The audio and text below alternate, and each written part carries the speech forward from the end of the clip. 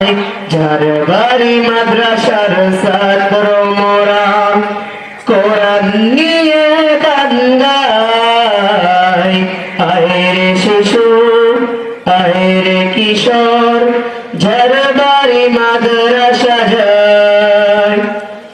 আয়রে শিশু আয়রে কিশোর যার বাড়ি মাদ্রাসা যায়।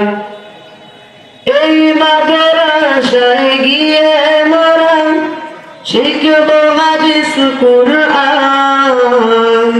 কোরআন শুনে জুড়িয়ে যাবে হাজারো মানুষের কান।